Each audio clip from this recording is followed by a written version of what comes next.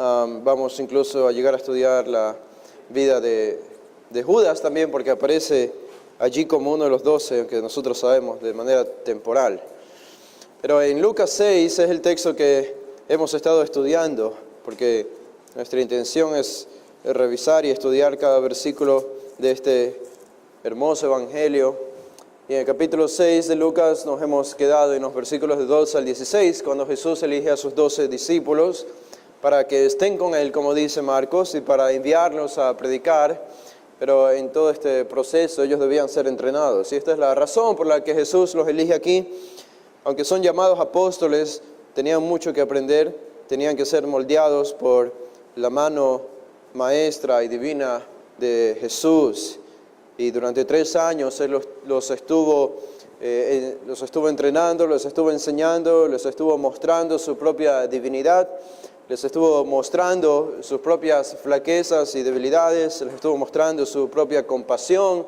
Al ver esas debilidades no desechó a ninguno de ellos, antes bien los afirmó y los convirtió en los futuros apóstoles que nosotros conocemos hoy, que son nuestro pasado, pero que se convirtieron en el gran fundamento de la iglesia y que todavía tienen un rol que jugar en el tiempo del fin, especialmente para con Israel y el mundo entero, cuando, como leíamos esta mañana en la escuela dominical, se sienten sobre 12 tronos, como le dijo Jesús a Pedro, para reinar sobre las 12 tribus de Israel en el tiempo del fin.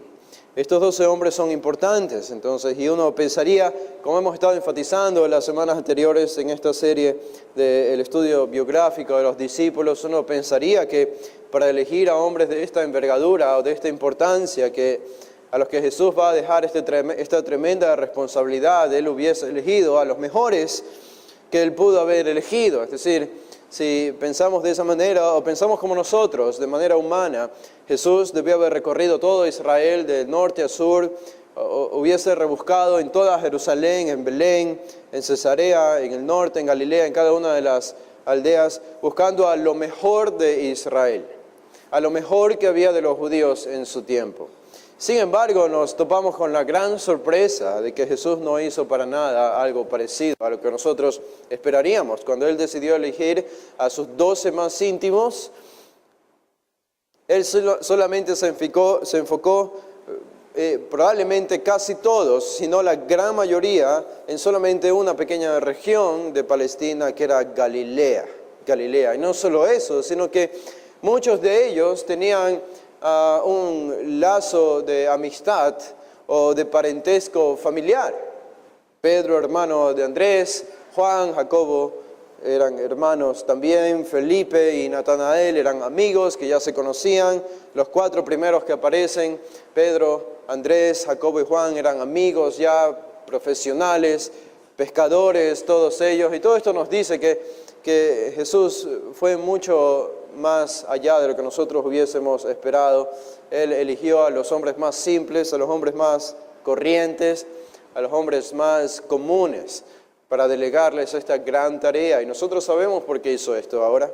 Ahora entendemos por qué hizo esto, porque si alguno de estos 12 habría en el futuro de realizar una gran obra para el Señor, como vemos a Pedro proclamando el Evangelio y transformando a 3,000 personas, la razón por la que Él logró esto y los 12 lograron hacer cosas grandiosas como estas no fue o no se debió a que ellos tenían grandes capacidades, porque eran hombres pobres en capacidades, eran hombres incapaces, sino que si ellos lograron algo fue debido a que Dios estaba con ellos, a la gracia de Dios. Y esta es la gran lección que nosotros podemos aprender en la vida de estos 12 hombres. Creo que hay un poco de eco todavía, creo que si se le baja un poquito está mejor. O no sé. Entonces, hemos estudiado la vida de Pedro, hemos estudiado la vida de Andrés, nos hemos enfocado en Juan, nos hemos enfocado en Jacobo también. La semana pasada estudiamos a Felipe,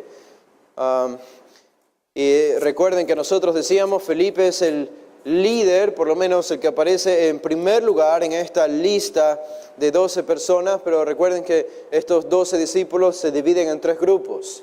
Esta es la manera en que los evangelios y Hechos del capítulo 1 nos muestran siempre casi en el mismo orden a los 12 de ellos. Estos 12 nombres aparecen en el mismo orden y siempre aparecen separados en grupos de 4. 4 discípulos aparecen siempre juntos. Entonces, eso nos dice que los evangelios mismos separan a estos 12 en 3 grupos. 12 en 3 grupos. Y cada grupo tiene 4 discípulos.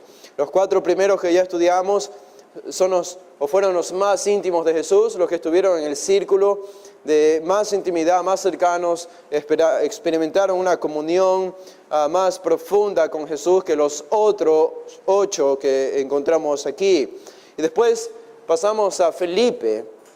Y Felipe aparece como el cabecilla, como el jefe, como el líder de este segundo grupo. Ya terminamos con el primer grupo y vamos al segundo grupo. Y el primero que aparece es Felipe. Siempre en las listas que aparecen en Marcos 3, Lucas 6, Mateo 10 y Hechos 1, aparece Felipe a la cabecera de esta lista de 4, de este segundo grupo de 4 discípulos.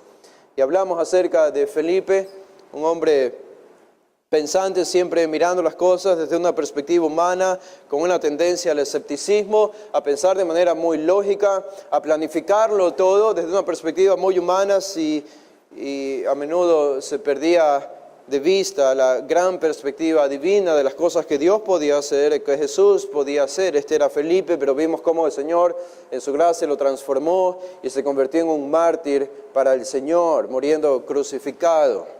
Este fue Felipe. Ahora, después de Felipe, se menciona otro nombre en Mateo 10, en Marcos 3 y en Lucas 6, el versículo 14, y este nombre que aparece aquí es Bartolomé. Bartolomé. Ahora, Bartolomé es el nombre que aparece en los evangelios, y todos nos dicen que este hombre, bueno, el nombre mismo lo dice, Bartolomé, probablemente no fue el nombre real de él, sino que más bien era como un sobrenombre. Sabemos eso porque en el arameo Bartolomé no es un nombre real, es otra manera de decir, o literalmente esto significa el hijo de Talmoi. Hijo de Talmoi en el arameo siempre era cuando uno se presentaba y quería presentarse, siempre mencionaba el nombre de su padre. Bar, la palabra bar en arameo significa hijo. Bar significa hijo. Y la segunda parte de esta palabra, Ptolomé o Tolmai, era el nombre entonces probablemente de su padre. Es lo más probable, es lo más probable. Algunos pocos dicen o tienen otra perspectiva acerca de esto y ellos llegan a decir que Bartolomé significa hijo de Talmoi, que Talmoi no era necesariamente su padre, sino que era un hombre que fue conocido entre los judíos, que fue líder de una secta. Y una de las características de esta secta era que los judíos que eran partidarios de esta secta se enfocaban mucho en el estudio y la devoción a la Escritura. Y algunos han llegado a decir entonces que al llamarlo Bartolomé, este hombre era parte de esta secta, por lo menos había sido parte de esta secta que seguían a un tal Talmoi, que era el líder de ellos. Personalmente no tenemos muchos argumentos para afirmar esta aseveración, no sabemos, supongo que al final, cuando estemos en la gloria, sabremos la realidad de esto, pero creo que lo más seguro de decir es que este era el nombre de su padre, Bartolomé, hijo de Talmoi. Ahora, lo interesante de esto es que siempre Bartolomé aparece después de Felipe. Si ustedes revisan cada una de las listas que aparecen en la Biblia, la de Mateo, Marcos, Lucas y Hechos, siempre Bartolomé aparece después de Felipe. Aquí hay una relación entonces aparentemente entre los dos. Ya sabemos que los dos pertenecían al mismo grupo, al segundo grupo de los discípulos de Jesús. No era el grupo más íntimo, pero era el segundo grupo más íntimo de los discípulos de Jesús. Y Felipe está a la cabeza y después siempre le sigue Bartolomé. Bartolomé. Si ustedes regresan o van a Juan, el capítulo 1, no sabríamos absolutamente nada de este Bartolomé si no fuese por Juan. Y lo que dice en este capítulo 1 es el único pasaje donde se habla de Bartolomé, que en este texto no aparece con el nombre Bartolomé, sino con el nombre Natanael. Y la mayoría de los eruditos han concluido que Bartolomé y Natanael son una referencia a la misma persona. Una referencia a la misma persona. Y tiene mucho sentido decir esto porque, de hecho, en este texto, en Juan 1, del 43 al 51, vemos aquí a Felipe con Natanael, con este personaje. Y vemos que aquí Natanael se convierte en un discípulo de Jesús, se convierte en un seguidor de Jesús. Recuerden lo que dicen los versículos anteriores, Jesús está recolectando a sus primeros discípulos. Y aquí aparecen los primeros 5 discípulos de Jesús, entre los cuales están Pedro en el pasaje anterior, Andrés, Juan, se los menciona aquí. Y de verso 43 en adelante aparece Felipe, otro discípulo que es llamado, y en el mismo contexto aparece Natanael. Y si buscamos a Natanael en las listas que nos dan los evangelios, no vamos a encontrar el nombre Natanael, obviamente, pero era un discípulo de Jesús. Y ya que Bartolomé no es un nombre real, sino que es un sobrenombre, simplemente significa hijo de Tolmai o seguidor de Tolmai, lo más seguro concluir es que este Natanael es el Bartolomé del que nos habla Lucas 6, Mateo 10, Hechos 1 y Marcos 3. Este fue uno de los apóstoles, entonces. Aquí encontramos cómo él llegó a conocer a Jesús. Y este es el único texto, aparte de Juan, el capítulo 21, donde se nos dice en este capítulo 21 de dónde era Natanael. Noten el versículo 2, por esto sabemos que era uno de los apóstoles y que este es Bartolomé, porque después de que Jesús murió y resucitó, aparece Natanael con el resto de los discípulos. Dice en el versículo 2, estaban juntos Simón, Pedro, Tomás, llamado el Dídimo, Juan 21, 2, Natanael, el de Caná de Galilea, los hijos de Zebedeo y otros de sus discípulos. Y aquí se incluye entonces a Natanael con el resto de los 12 que estaban siguiendo a Pedro antes de encontrarse con Jesús resucitado. Y aquí de paso Juan nos dice que este Natanael es de Caná de Galilea, entonces conocemos por lo menos el origen de este hombre. Era de Caná, una ciudad pequeña, insignificante, de Galilea, al norte de Palestina. Alguien que visitó esta ciudad en el tiempo presente, que todavía existe allí en Galilea, dijo, Caná de Galilea no tiene absolutamente nada de atractivo. Nada de atractivo. Podemos pensar en algún pueblo aquí en el Ecuador, cuando vamos hacia la playa, algunos de los muchos pueblos que aparecen a la izquierda o a la derecha, y podemos pensar en Caná como uno de esos pueblos. Era una pequeña aldea. Y si no fuese porque Jesús hizo el milagro de convertir el agua en vino, que encontramos este milagro en el capítulo 2, Caná de Galilea fuese una aldea completamente desconocida para la humanidad. Y lo único que la hace atractiva fue que en ese lugar Jesús hizo el milagro de convertir agua en vino. Pero de esta insignificante ciudad era Natanael de Caná, y esto solamente refuerza el hecho de lo que decía al inicio, que Jesús no se enfocó en elegir a los hombres más predilectos de su tiempo, sino al contrario a la mente humana, cómo obra nuestro cerebro, cómo funcionan nuestras perspectivas y nuestras expectativas humanas. Jesús fue a llamar a los hombres más insignificantes justamente para enfatizar el hecho de que si ellos lograban algo se debía al poder de Jesús en ellos, al poder de Cristo, al poder del Espíritu Santo, más no a las capacidades que ellos podían tener. Y lo mismo es con nosotros. Y esto es lo que debemos entender. Ahora, noten el versículo 43, si van a Juan 1, 43, esta es la única enseñanza que podemos obtener de Natanael, porque es el único texto de la Biblia donde se habla de Natanael. Y aquí encontramos a Felipe. Ustedes ya saben acerca de Felipe, lo estudiamos la semana pasada, cómo él fue hallado por Jesús. Se dice en el versículo 43 que Jesús quiso ir a Galilea y halló a Felipe y le dijo, sígueme. Felipe entonces era de Betsaida, la ciudad de Andrés y Pedro. Seguramente eran amigos de Andrés y Pedro. El verso 45 nos dice que Felipe lo primero que hizo después de conocer a Jesús y llegar a la conclusión de que este era el Mesías, se nos dice que él fue en busca de otro de sus amigos, probablemente su amigo más íntimo, no sabemos, pero él buscó a Natanael. Entonces, esta es la gran verdad del cristianismo. Ya desde este versículo 45 podemos ver, como decía un autor, el cristianismo es, de manera resumida, una antorcha encendiendo otra antorcha. Jesús busca a Felipe, Felipe busca a Natanael, y así continúa esparciéndose el evangelio de Cristo, y así Dios comienza a ser glorificado.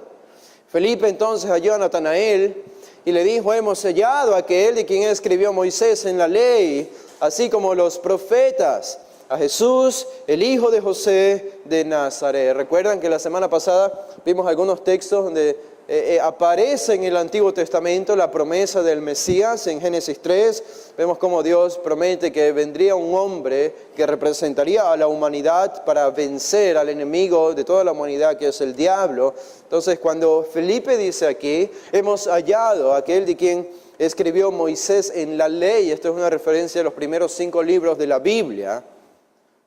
Y ya los judíos sabían que textos de los primeros 5 libros de la Biblia prometían la futura venida de un Mesías, de un hombre enviado por Dios para restaurar a Israel y traer la gloria perdida del reino de Israel. Analizamos nosotros Génesis 3, vimos también Génesis el capítulo 9, donde aparece en el verso 26 y 27, aunque de manera implícita aparece la promesa de que este hombre vendría de la descendencia de Sem, uno de los hijos de Noé después del diluvio. Y después vimos en Génesis 12, donde Dios llama a Abraham y le promete que de su descendencia vendría un hombre que sería de bendición a todas las naciones de la tierra. Obviamente este hombre no sería Abraham, ni su hijo Isaac. Él no fue una bendición a todas las naciones, sino que era una referencia al Mesías. Y en el capítulo 49 del Génesis, en los versículos 8 al 12, se nos dice que este mismo hombre no solo será un hombre, no solamente que vendría de la descendencia de Sem, no solo vendría de la descendencia de Abraham más específicamente, sino que ahora dentro de Israel, de los descendientes de Abraham, vendría específicamente de la tribu de Judá, es lo que nos dice Génesis capítulo 49. Entonces era muy claro para los judíos quién iba a ser el Mesías. Por lo menos podían trazar su descendencia, podían darse cuenta de quién era este hombre. Ahora, Felipe viene entonces con esta información a Natanael y le dice: hemos encontrado al Mesías, hemos encontrado a este hombre de quien se ha profetizado en la ley y en los profetas. Si Felipe solamente hubiese dicho eso y hubiese terminado hasta la palabra profetas, creo que ningún problema habría tenido Natanael para ir rápidamente con Felipe y afirmar lo que él estaba diciendo. Después de todo, Felipe era su amigo y su amigo no le mentiría con tremenda cosa. El problema para Natanael fue la parte que adicionó Felipe. Al final del versículo 45, él dice: a Jesús, el hijo de José de Nazaret. Y esto fue lo que ocasionó un problema en la mente de Natanael. En el verso 46 se nos dice cuál fue el problema, porque Natanael respondió: ¿de Nazaret puede salir algo de bueno? ¿De Nazaret puede salir algo de bueno? Algunos han comentado acerca de este texto diciendo que no muchos, sino pocos, que cuando Natanael responde de esta manera, no está respondiendo con orgullo, con arrogancia, como mostrando su animadversión contra las personas que viven en Nazaret, sino que debido a que él reconoce que Nazaret, tanto como Caná y todas las aldeas de Galilea, son aldeas con muy poca importancia, de hombres que no eran educados, de hombres que no tenían muchas capacidades. Es por esta razón que se le hizo difícil reconocer que Jesús podría venir de un lugar como Nazaret. Pero la verdad es que Natanael aquí está expresando un prejuicio. Esto es prejuicio. Porque de otra manera él pudo haberle respondido a Felipe: de distintas maneras, pero Él eligió esta manera específica. De Nazaret puede venir el Mesías. El Mesías vendrá de Galilea. El Mesías vendrá de una de las aldeas como nuestras aldeas sin mucha importancia. Eso hubiese sido distinto. Yo pensaba que el Mesías vendría de Jerusalén, porque la Biblia dice que el Mesías será rey en Jerusalén. Entonces la suposición es que Él vendría de Jerusalén, o por lo menos vendría de algún otro lugar, pero sería reconocido. Pero estas no fueron las preguntas de Natanael. Más bien Él añade esto al final. Dice, de Nazaret puede salir algo de bueno. Puede salir algo bueno de Nazaret. Por esto sabemos que este es un prejuicio. Es su prejuicio contra la ciudad de Nazaret.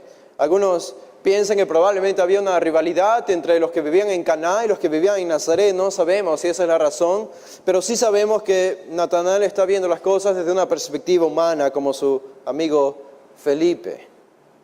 Él no cree que un hombre como el Mesías pueda venir de una ciudad como Nazaret. Nazaret, algunos piensan que era una ciudad inmoral, no sabemos a ciencia cierta, pero el contraste para Natanael fue que el Mesías del que habló Moisés, del que profetizaron los mejores personajes y más destacados personajes del Antiguo Testamento, el que se supone que ni Elías ni Moisés pueden igualarle, este hombre viniendo de Nazaret es lo que no pudo concebir Natanael. Y aquí encontramos entonces a un hombre lleno de prejuicios. Natanael estaba siendo informado por lo que creía el resto de la población judía, por lo que creían los fariseos. Después de todo también, como el resto de los discípulos, recordemos, era hijo de su tiempo, hijo de su cultura y de su sociedad. Y cómo pensaba la sociedad era como pensaba Natanael, y no pudo ver más allá de esto. No puede ser que el Mesías venga de Nazaret.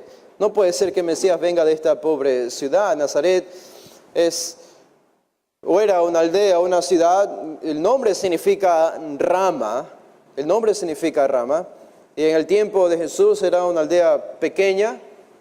Contaba solamente con un manantial para suplir de agua a todos sus habitantes. Nazaret no tenía una reputación.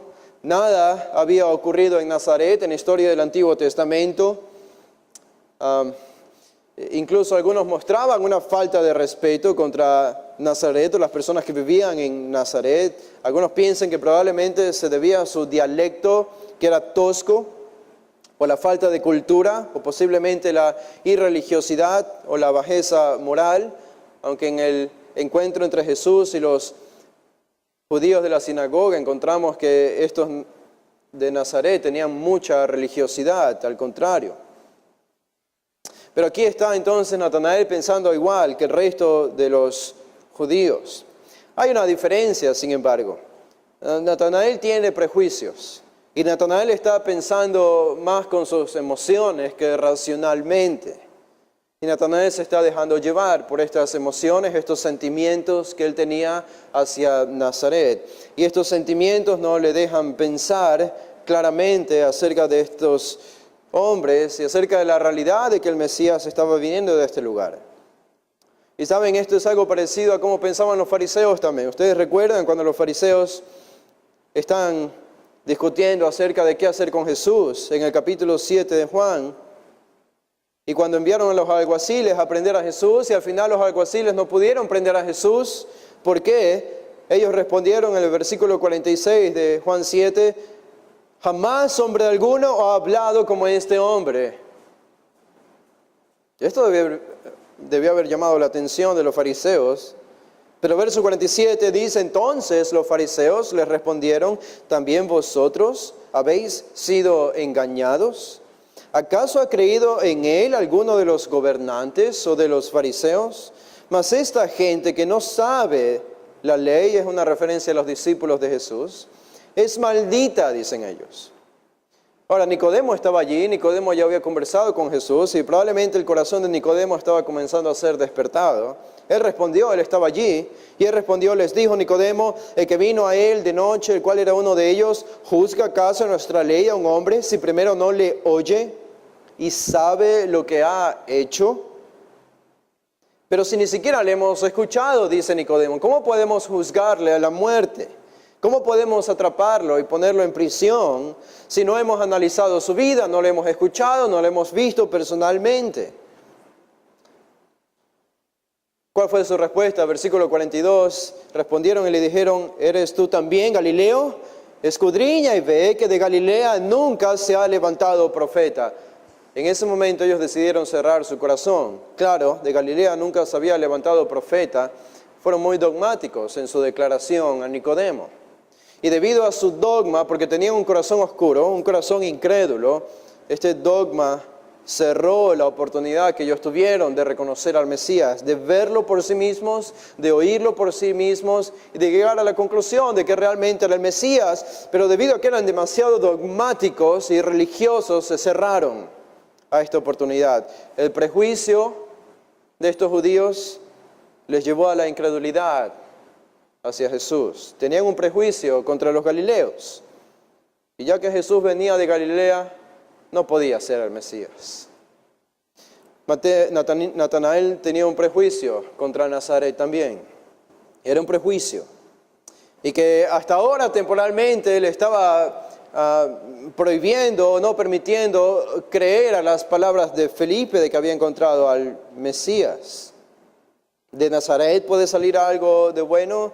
La respuesta de Felipe fue la mejor que le pudo dar. En lugar de argumentar con Natanael, en lugar de discutir y mostrarle pruebas, él simplemente le indicó la única y mejor prueba que podía indicarle. Ven y pruébalo tú mismo. Ven y ve. Ven y ve, al final del versículo 46. Todo indica que Natanael era un estudioso de la Escritura. Natanael era un estudioso de la Escritura. Felipe pudo haber ido a Natanael y le pudo haber dicho, hemos hallado al Mesías. O hemos hallado el que se promete en el Antiguo Testamento.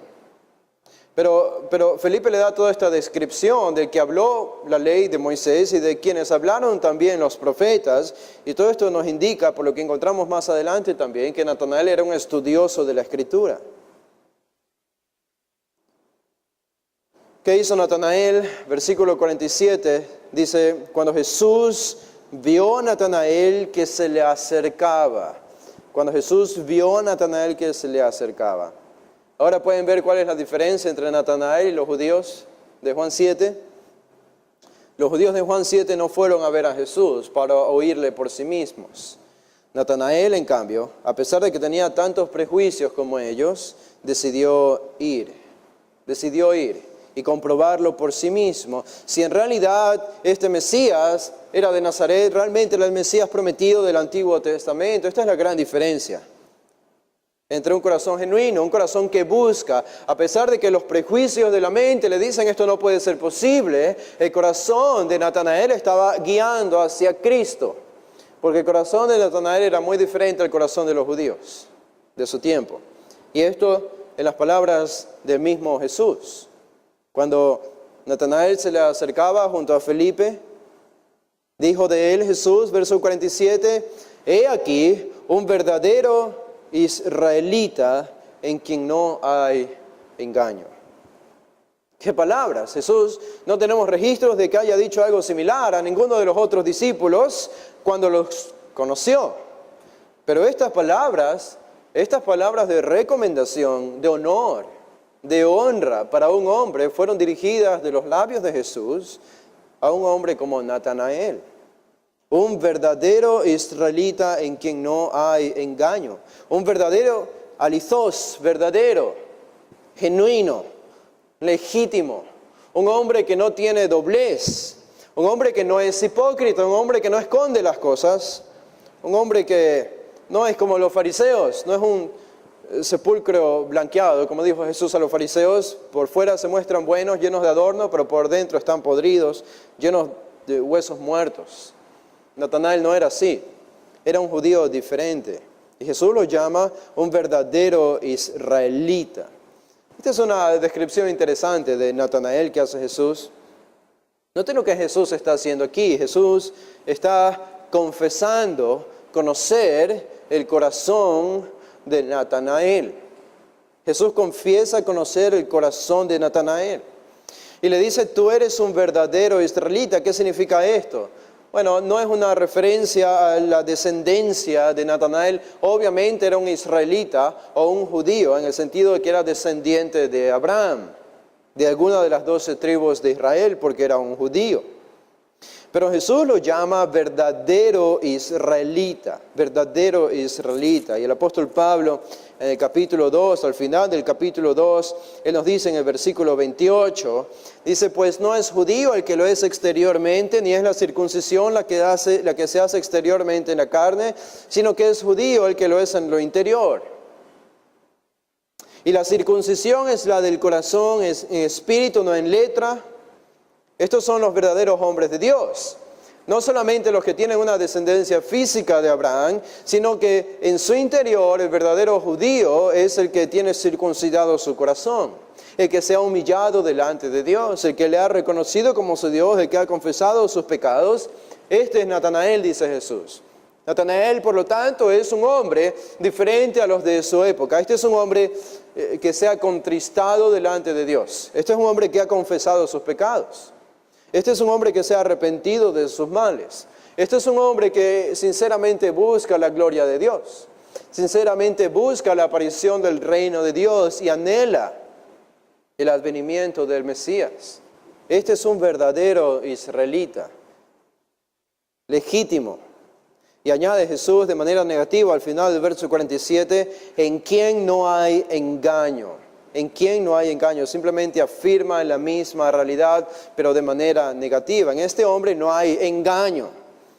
¿Saben? De manera interesante, por la conexión que se hace en el versículo 51 con el episodio de Jacob, aquí puede ser probablemente que Jesús está haciendo un juego de palabras. Un juego de palabras. Cuando lo llama a Natanael un hombre en quien no hay engaño, un verdadero israelita en quien no hay engaño. Si nosotros pensamos en Jacob en el Antiguo Testamento, el hijo de Isaac, ustedes recuerden, Jacob cuando nació, él nació junto a su hermano mellizo Esaú, pero en el momento de nacer su mano estaba atascada al tobillo de su hermano Saúl.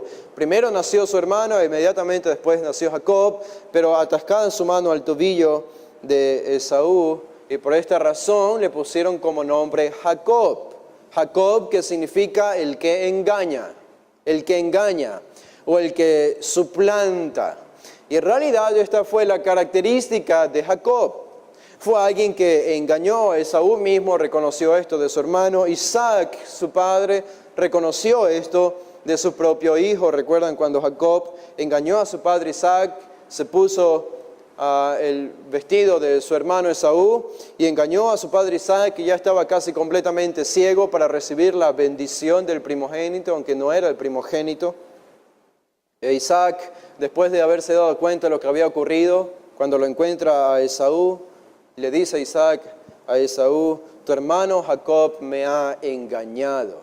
Él me ha engañado.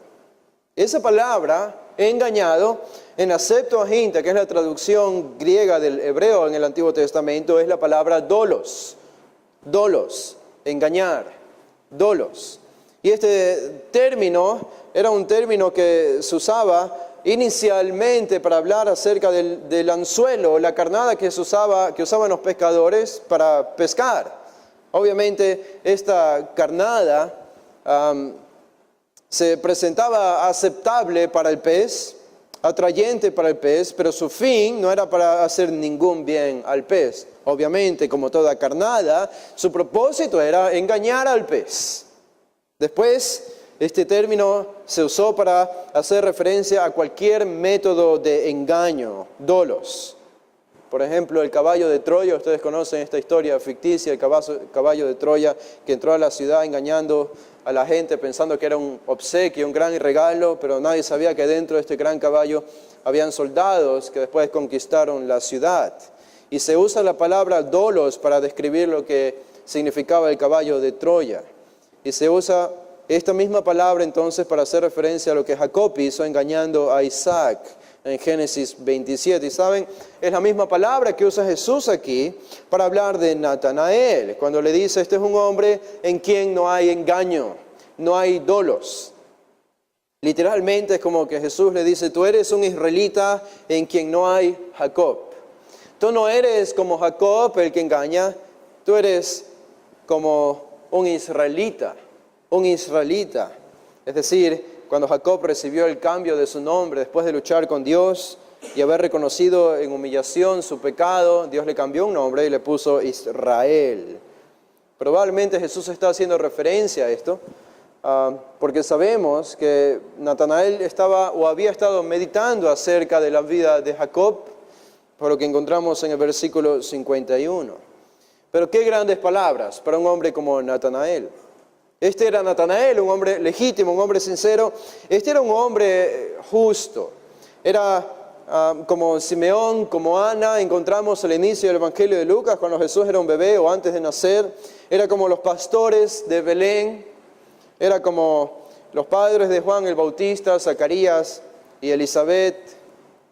Como María, su propia madre, desde el inicio, como José, eran verdaderos judíos que buscaban sinceramente la salvación más que de Israel, de sus propias almas. Este era Natanael, es lo que Jesús nos dice. Ahora, noten lo que dice el versículo 48, porque Natanael le responde a Jesús y le dice, ¿de dónde me conoces? ¿De dónde me conoces?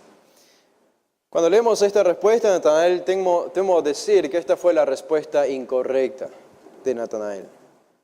Creo que Natanael todavía no entiende en frente de quién está. Esta no debió haber sido la respuesta para Jesús. Natanael no debió haber respondido de esta manera. Porque noten lo que está haciendo Jesús en el versículo 47. Jesús está demostrando a Natanael su omnisciencia.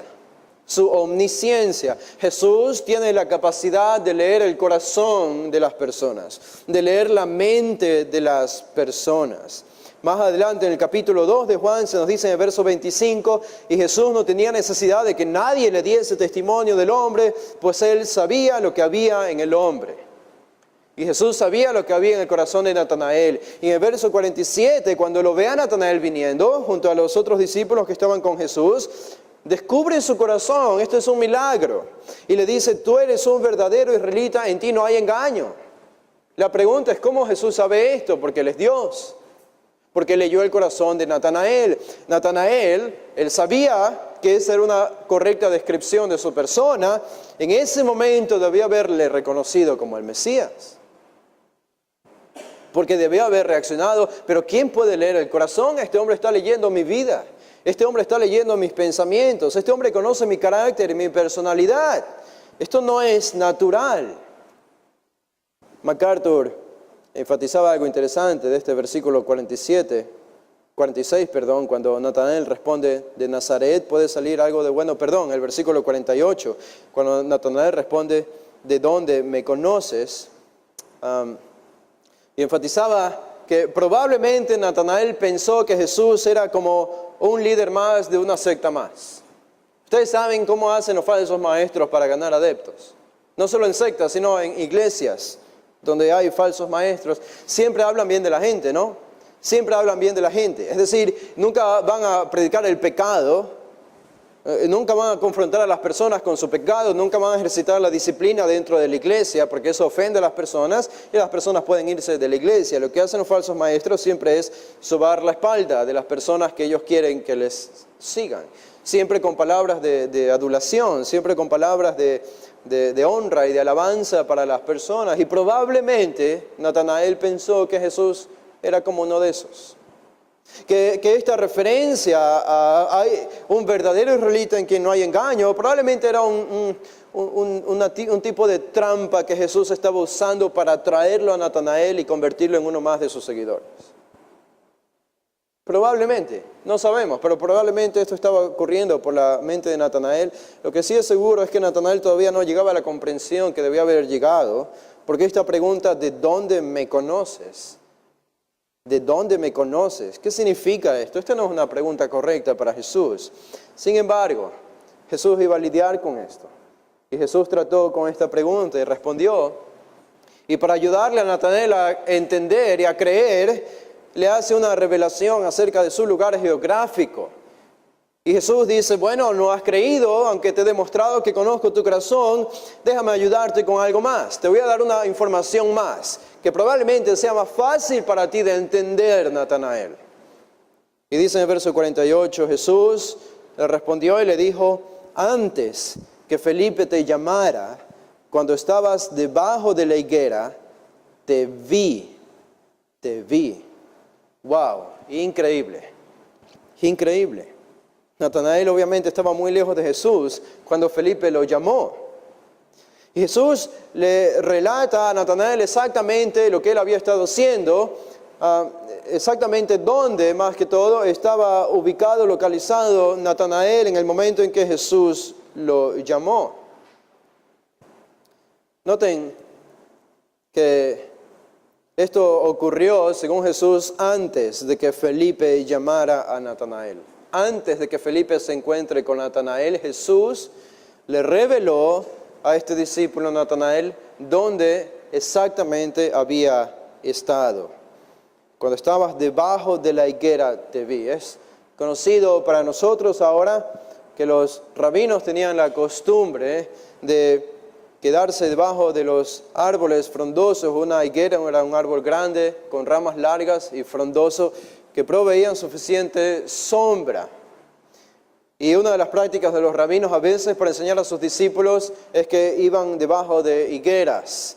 Otras ocasiones es conocido que los judíos estaban debajo de la higuera para meditar. Era un lugar que ellos encontraban para estar a tiempo a solas con Dios y meditar en su palabra y orar y leer la escritura del Antiguo Testamento. Algo que comúnmente ocurría es que en un contexto como ese, en Israel, en Palestina, hacía mucho calor, había mucha humedad, y debe que las casas eran construidas de un material donde el calor no era muy soportado, el calor entraba dentro de las casas, no había aire acondicionado, obviamente, ni nada de eso. Entonces, las personas a veces tenían la costumbre de salir afuera, salir al patio, o a la calle y buscar algún árbol grande para quedarse debajo de la sombra de este árbol donde habrían estado mucho más frescos que dentro de la casa. Y lo más probable es que Natanael haya hecho esto y se haya ido debajo de un árbol para meditar, para contemplar en devoción al Señor. Y Jesús le dice, yo te vi. ¡Wow! ¡Qué sorpresa! Esto fue suficiente para Natanael. Esto fue suficiente. Natanael no necesitaba más pruebas, no necesitaba más argumentos, no necesitaba más explicaciones, no necesitaba ver milagros de Jesús. Esto era suficiente. Natanael, yo soy omnisciente y yo conozco todo. Yo soy omnipresente y estoy en todos los lugares. Y sé lo que estabas haciendo antes de que Felipe te llamara. Y obviamente Natanael en ese momento reaccionó y dijo, este es un hombre sobrenatural. Ahora entiendo cuando me dijo que yo era un verdadero israelita en quien no hay engaño. Eso significa que Jesús no solamente sabe dónde yo estaba, no solamente conoce mi lugar físico, sino que también conoció mi corazón. No solamente ha visto la parte externa de mi persona, también ha visto la parte interna de mi persona, y esto es algo que solo Dios puede hacer. Esta fue la conclusión de Natanael. Noten el versículo 49. Respondió Natanael y le dijo, Rabí, tú eres el Hijo de Dios, tú eres el Rey de Israel. ¡Qué reconocimiento! El Hijo de Dios, el Rey de Israel. Estos son términos de divinidad para Jesús, son términos de deidad para Jesús. Le llama primero Rabí, maestro.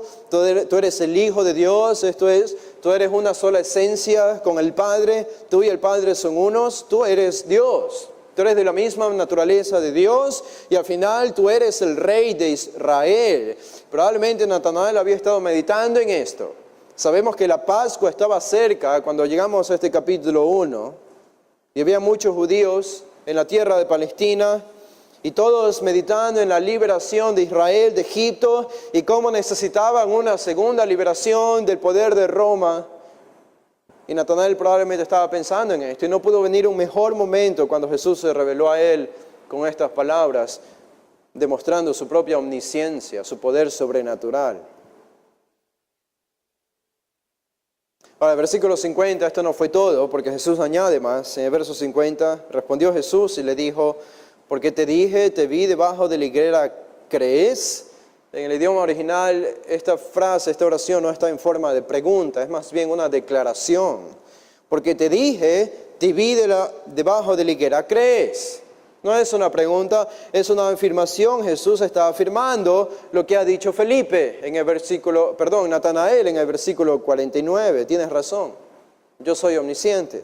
Tienes razón, yo soy el Hijo de Dios, yo soy el Rey de Israel. Pero déjame decirte algo más. Cosas mayores que estas verás. ¿Qué cosas? Versículo 51.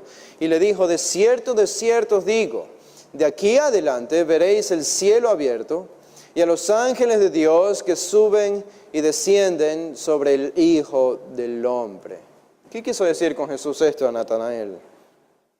Esto es lo que nos lleva a pensar que Natanael había estado meditando en el pasaje de Jacob. ¿Ustedes se acuerdan? En Génesis el capítulo 28, cuando Jacob está en un lugar y en este lugar él estaba cansado, coge unas piedras, se le pone a su cabecera y se cuesta a dormir. Y en esta acción de dormir, Dios le mostró un sueño, una visión. Y la visión que él veía era que el cielo estaba abierto y había una escalera gigantesca que iba desde la tierra, desde la superficie de la tierra, llegaba hasta el cielo. Y habían ángeles que subían y descendían del cielo a la tierra, de la tierra al cielo, del cielo a la tierra, una y otra vez. Y cuando Dios le mostró esto a Jacob, Jacob se dio cuenta: este es un lugar sagrado. Esta tierra le pertenece a Dios. Y obviamente lo que quiso mostrarle Dios a Jacob es que en ese momento Él lo había elegido a Jacob como su intermediario. Que Dios estaba haciendo algo, llevando a cabo algún plan aquí en la tierra. Dios no se ha olvidado de su pueblo. Dios no ha abandonado a los suyos. Dios no ha olvidado sus promesas. ¿Por qué? Porque el cielo está abierto. Dios está obrando en la tierra. De hecho, hay una escalera. Y esa escalera significa, o era la mediación entre el cielo y la tierra. Dios está continuamente obrando aquí en la tierra. Hay una comunicación, hay una conexión entre el cielo y la tierra, es lo que indica esta escalera que Jacob vio. Y lo más probable es que Natanael haya estado meditando en este pasaje y pensando qué significaba esto. Y probablemente concertando en su mente la propia vida de Jacob, cómo toda su vida había sido un hombre engañador, un hombre mentiroso. Había engañado a su padre Isaac, había engañado a su hermano Esaú, había engañado a su tío Labán, había engañado a todas las personas con las que él había estado. Sin embargo, cuando llegamos al final de los episodios de Jacob, ustedes se acuerdan cuando estaba huyendo de Esaú, que en la última noche, antes de encontrarse con su hermano, tenía mucho temor, miedo, porque Esaú había prometido que lo iba a matar. Y es en este temor, es en esta encrucijada cuando Jacob se humilló por primera vez. Y Dios se le apareció en la forma de un varón que luchó con él hasta la madrugada, hasta el amanecer. Y la declaración de Dios al final hacia Jacob: has luchado con Dios y con los hombres y has vencido, no se llamará más tu nombre Jacob, ahora será tu nombre Israel. Esta fue una indicación de que Jacob al final venció su principal deficiencia, que era el ser un engañador. Su identidad fue cambiada, ya no era el engañador. Había entendido en su humillación, en esta encrucijada, en el miedo que tenía su hermano, Dios le mostró lo que él realmente debía hacer. Y acudió al Señor en ayuda y se humilló.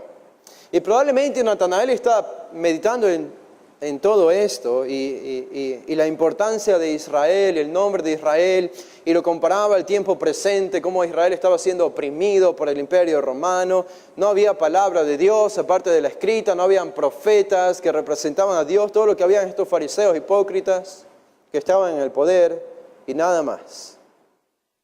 Y esta entonces declaración de Jesús en el versículo 51 afirma a Natanael, Él le dice: lo que tú has visto se está cumpliendo. Y se está cumpliendo ahora. No pienses que Dios ha olvidado a Israel. No pienses que Dios ha abandonado a Israel y ha dejado a virtud de estos fariseos hipócritas. Noten lo que añade Jesús al final. Dice, y ahora verás el cielo abierto y a los ángeles de Dios que suben y descienden sobre el Hijo del Hombre. Lo que Jesús aquí reemplaza del texto que aparece en Génesis 28 es que ya no es una escalera, sino que lo que reemplaza la escalera es el mismo, el Hijo del Hombre. Es Cristo. Cristo. Y esta es una indicación para Natanael y para el resto de los discípulos que el mediador entre el cielo y la tierra, entre Dios y los hombres, como dice Pablo, es Cristo, es Jesucristo hombre. Él es el cumplimiento de las profecías del Antiguo Testamento. Natanael entendió esta verdad muy rápido, como ustedes pueden darse cuenta. Ya en el versículo 49 reconoció la deidad de Jesús. Y probablemente este fue un inicio apenas porque aún le faltaba por entender qué significaba esto de Hijo de Dios, pero este ya fue un inicio y probablemente Natanael fue el más rápido de los 12 discípulos en entender quién era Jesús realmente. Y esto debido a su carácter de devoción, porque es lo que encontramos. Lo único que sabemos de Natanael es esto, que era un hombre que estaba devoto a las Escrituras, que era un hombre devoto a Dios, que tenía un corazón sincero, con sus fallas y errores, con sus prejuicios, sí, con sus pecados, sí, claro que sí, con sus deficiencias y sus debilidades, pero era un hombre que tenía un corazón verdadero, un corazón legítimo, genuino. No era un hombre que escondía cosas, era un hombre abierto. El hombre se mostraba tal cual era y siempre decía la verdad. Es lo que Jesús declaró de él. Y este carácter devocional que tenía Natanael, siempre me recuerda a los puritanos, este carácter devocional que tenía Natanael de estudiar la Escritura, de alimentarse cada día de la Escritura, es lo que le llevó a reconocer a Jesús de una manera muy rápida, más rápida que los otros discípulos. Para llegar a reconocerle como Rabí, tú eres el Hijo de Dios, tú eres el Rey de Israel. Este hombre demuestra un conocimiento vasto del Antiguo Testamento. El hombre conocía muy bien el Antiguo Testamento, estudiaba continuamente el Antiguo Testamento. Se dice de Natanael, esto es todo lo que sabemos en la escritura de Natanael, aparte de las referencias cuando aparecen las listas de los discípulos, pero no sabemos nada más acerca de él. Y se dice acerca de Natanael alguna tradición de que él estuvo junto a Felipe predicando el Evangelio en una ciudad llamada Licaonia, proclamando el Evangelio y ganando muchos discípulos. Una de las tradiciones, por lo menos, dice que debido a su proclamación de Cristo fue metido en un saco grande y fue echado al mar, y esa fue la manera en la que murió. Otra tradición distinta dice que él fue colgado a un madero, fue crucificado como Jesús. No sabemos a ciencia cierta cómo murió, pero lo que sí es seguro es que murió también como un mártir, como el resto de los otros discípulos también. Entonces, aquí encontramos a Natanael, un hombre sin doblez, sin motivos impuros, un hombre sin orgullo y sin arrogancia, un hombre humilde, un hombre que reconoció a Cristo por lo que Él realmente es, un hombre de los pocos que había en su tiempo, de los pocos judíos que había en su tiempo. Este es un hombre veraz, es un hombre verdadero. Y esta es la característica que sale a relucir más que cualquier otra en los pocos versículos que toda la Biblia tiene que decirnos algo acerca de Natanael. Y esto es lo que nosotros nos llama la atención, porque como decía al inicio, Natanael era un hombre con prejuicios también, y pensaba como el resto de los judíos de su tiempo, pero cómo Jesús se las ingenió para recoger a un grupo de discípulos que se llamaban entre ellos, como Andrés llamó a su hermano Pedro, como Felipe llamó a su amigo Natanael. Y cómo Jesús permitió todo esto y en su gran providencia misteriosa e invisible para nosotros, Él ya estaba formando el grupo de los 12. Recuerden, los 12 hombres más importantes en toda la historia de la humanidad, probablemente, están aquí y y la manera en la que fueron llamados fue tan común. El lugar desde donde fueron sacados por Jesús fue un lugar tan corriente y tan común que va en contra de toda expectativa humana. Y esto nos deja ver a nosotros que Dios puede sacar del foso del pecado y de la desesperación y de la inmoralidad a cualquier hombre, a cualquier mujer. Y desde ese lugar lo puede sacar a la luz para utilizarlo de una manera tan brillante y tan gloriosa como lo hizo con estos 12. Por eso nosotros siempre debemos estar apercibidos. Esa es una de las lecciones que aprendemos al estudiar la vida de estos 12 hombres. Que no importa el pecado en el que una persona esté viviendo, probablemente aquí hay alguien que no haya conocido al Señor todavía. Ustedes conocen a personas que no han conocido al Señor. Y cuando vemos sus vidas y vemos de la manera en que deshonran a Cristo, obviamente nuestra inclinación es a pensar que hombres como estos o mujeres como estos nunca podrían ser útiles para el Señor. Mira su pecado, mira su origen, mira de dónde viene, mira lo que es y lo que hace. Y sin embargo, ningún pecado es tan grande para el Señor como para transformar estos corazones y convertirlos en armas poderosas en sus manos. Esta es la verdad que encontramos en Felipe, en Natanael y el resto de los discípulos. Vamos a hacer una oración para terminar. Padre, gracias por la vida y la verdad que se repite a menudo cuando estudiamos la vida de estos 12 hombres, Señor, como nos llama la atención porque nosotros somos como ellos. Natanael era un hombre lleno de prejuicios, débil en su mente, y nosotros somos como él también. Pero esto no disminuye el hecho de que aún con estas fallas, con estos pecados, con estos prejuicios y debilidades que nosotros tenemos, esto no disminuye el hecho de que tú puedas obrar por medio de nosotros. Y es por eso que la vida de estos 12 hombres nos alienta tanto, Señor, porque no se muestran como hombres perfectos. Al contrario, se muestran como hombres tan imperfectos y tan insuficientes e incapaces para la obra igual que nosotros. Y esa es esa identificación que nosotros tenemos con ellos, que nos anima a levantarnos de nuevo, a servirte, a creer que tú puedes limpiar y transformar y moldear nuestro corazón de tal manera que puede ser utilizado para grandes cosas dentro de tu reino. Señor, yo ruego que si hay corazones aquí que no te conocen y que son lentos en entender, Padre, que tú puedas hacer una obra como la que hiciste con los discípulos, de llamarlos a la salvación y utilizarlos. Y aún nosotros, los que ya te conocemos, puede ser que debido a nuestros pecados, a nuestras debilidades y aún conociendo en este texto que tú ves el corazón, como viste el corazón de Natanael, como viste que él estaba debajo de la higuera, tú nos ves. Y tú nos ves en todo tiempo. Y tú nos ves aún cuando nosotros deshonramos tu nombre. Y esto, Señor, puede llevarnos a sentir lástima y dolor porque ves nuestro pecado, pero aún así encontramos a un Cristo que es compasivo, a un Cristo que restaura después de un arrepentimiento genuino, limpia y purifica y levanta y usa, porque al final la explicación clara al mundo es que lo que tú haces por medio de nosotros no se debe a nosotros, sino a ti. Porque nosotros somos débiles, pero tú eres fuerte y tú haces la obra por medio de vasos frágiles como nosotros. Gracias, Señor, por esta lección de Natanael en Cristo Jesús. Amén.